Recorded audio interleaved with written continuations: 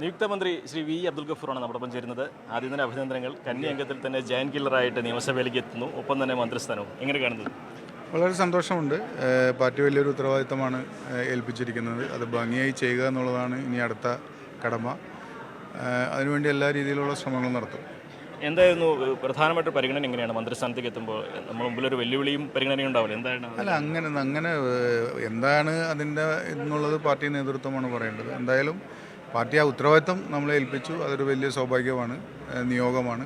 തീർച്ചയായിട്ടും അത് നന്നാക്കുക എന്നുള്ളതാണ് ഇനി നമ്മുടെ ഭാഗത്തുനിന്നുള്ള. ആദ്യമായി നിയമസഭയിലേക്ക് എത്തുമ്പോൾ തന്നെ മന്ത്രിസ്ഥാനം എന്നുള്ളത് പ്രതീക്ഷിച്ചു ഒരു സ്വപ്നതുല്യമായ തുടക്കമാണ്. ഒരിക്കലല്ല, നമ്മളിപ്പോൾ ജയിക്കുക എന്നുള്ളതായിരുന്നു ആദ്യത്തെ എന്താ പറയുക, ഒരു അജണ്ട എന്ന് പറയുന്നത്, വെല്ലുവിളി എന്ന് പറയുന്നത്.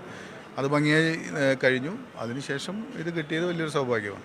അങ്ങയുടെ പിതാവ് കൈകാര്യം ചെയ്യുന്ന വകുപ്പ്, അതിൻ്റെ പേരിൽ തന്നെ അങ്ങയുടെ പിന്തുടർച്ച നമുക്ക് അവകാശപ്പെടാൻ കഴിയും, പ്രതീക്ഷിക്കാൻ പറ്റും? അങ്ങനെ ഒന്നുമില്ല. അത് പാർട്ടി ഏതാണോ പറയുന്നത്, ബഹുമാനപ്പെട്ട മുഖ്യമന്ത്രി ഏത് വകുപ്പാണോ തരുന്നത് അതനുസരിച്ച് അതിനുവേണ്ടി പ്രവർത്തിക്കും.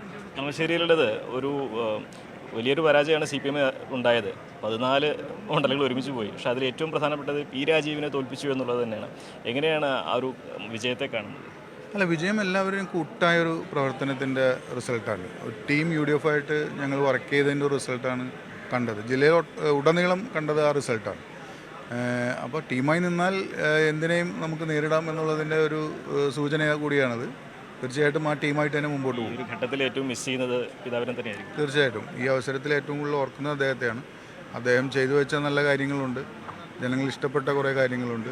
ആ രീതിയിലൊക്കെ പ്രവർത്തിക്കാൻ സാധിക്കണം എന്നാണ് പ്രാർത്ഥന. അദ്ദേഹം പറഞ്ഞെന്തെങ്കിലും കാര്യങ്ങൾ ഓർമ്മയിൽ വരുന്നത്? അല്ല, നമ്മൾ കണ്ട് പഠിച്ച അല്ലെങ്കിൽ കൂടെ നിന്ന് കണ്ട ഒരുപാട് കാര്യങ്ങളുണ്ട്.